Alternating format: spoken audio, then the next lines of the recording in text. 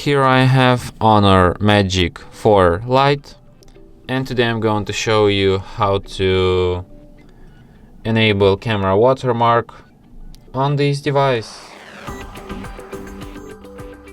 So firstly you have to open camera, then tap on the gear icon to access its settings, and here you can add watermark. So now let's just take some photo to try this watermark out, and as you can see, that's how this watermark looks like. Here I have my device and also 48 megapixel triple camera.